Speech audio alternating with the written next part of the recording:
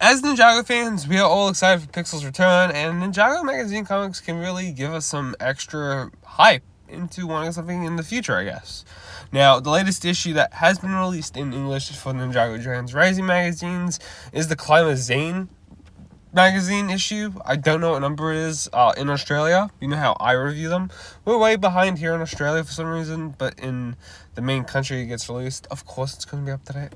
Anyhow, besides that little talk down, the main sort of objective here is to talk about what I didn't talk about last week, which is Pixel's return in this magazine, I guess. And I want to talk about it in some interesting different ways, starting off with why this was even brought up in the magazine itself and not the show, I guess.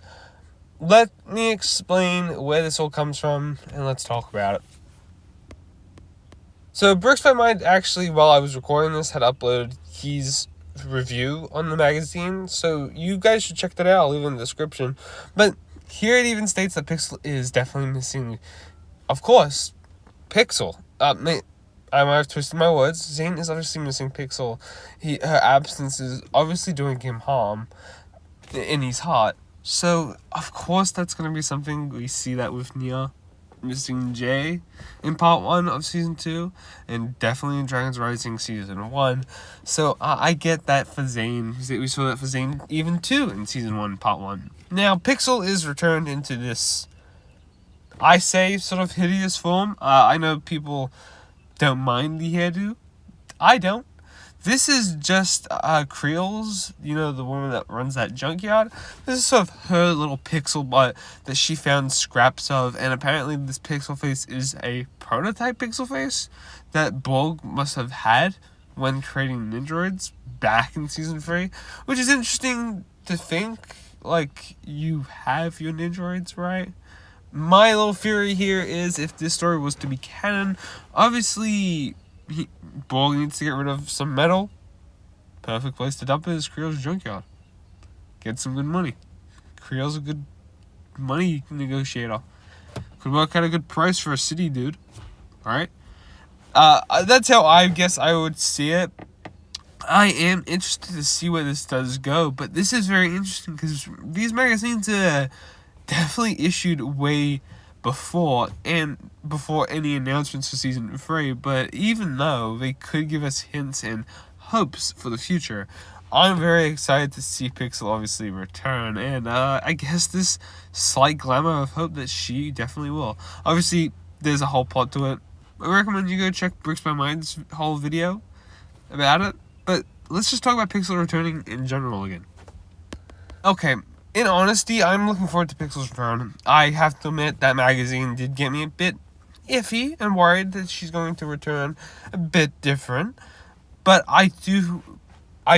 in my heart, I do know that's going to be a true statement. If you remember the Ninjago core minifig and you own that, there are 2 slits in the eyebrow similar to what Jay used to have. It's not a big gash, it's a slight gash. It's not noticeable with the hair, but I guess as the minifig or in the show the character talks, it's going to look a bit different, and I do see this change coming into Ninjago Dragons Rising. Maybe it's a features Pixel wants herself to look different, to maybe even stand out from the pixel butts that she has created. That could be a reason to it.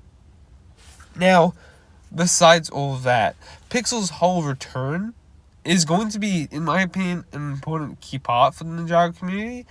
So how are they going to do this? Because people have been stating that they are afraid that LEGO is going to do this. And you know what? LEGO's stupid to do it. They would. At the start of this year, we got 3 or 4. I think it was 3 in total. 4. I could be wrong. They had little mech issues where little shorts where they sort of promoted the sets in a fun way. But we're going to get the exact same thing next year, in January. And that may involve Pixel. We know Ronan's going to apparently be in it. At least his voice actor will be there. So it could get us nervous, and maybe even having Pixel return there could be the most horrible way of reintroducing her. Yes, Cole did get reintroduced into Ninjago Dragons Rising in that short series. But in hindsight, there was a lot that was going on there, which I'm like, I guess it's alright to say, but it's a bit iffy. For example, Cole reunites in the episode Land of Lost Things with Nia and Sora. Well, not really Sora, reunites with Nia in that episode, but doesn't go along with the adventure with Nia to Imperium. However, though, in the shorts, Cole has just said and stated that he has reunited with the rest of the team. He's come back to the monastery. Wait, what? I would have preferred to see this. Of course we would have. But I guess in storytelling, it doesn't really help let the plot thread. Having a ninja all come straight back to the monastery will just do something wrong. But I guess in Pixel's case, it's a worst case scenario.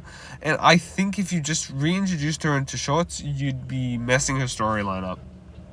Thinking of the way our core characters have all been reintroduced, I have to admit, I actually like them.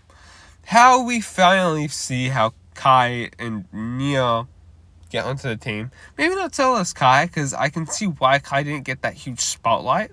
But when Nia comes back into the show, it's a nice little beautiful moment that I would say is average. I would say for this the brother and sister, it was just an average, neat little bow. When Lloyd gets reintroduced this season, it's alright too. I guess it's a little better than Kai and Nia's, but we get to see him being the hero that he always has been as the Green Ninja. Now, in hindsight, when we meet up with Zane, I think that's a little bit of an epic moment. There's story and detail still there to expand upon, but like he says, our friends need our help. That is a beautiful moment. Jay gets introduced in two different ways, I guess. In season 1, he is found. We get a slight look at him for 30 seconds in Imperium. In the administration. And we get a huge battle in season 2, part 2, which spoilers, I guess, but who hasn't watched it, of Jay and Nia fighting, which I think is the best way to reintroduce him, my opinion.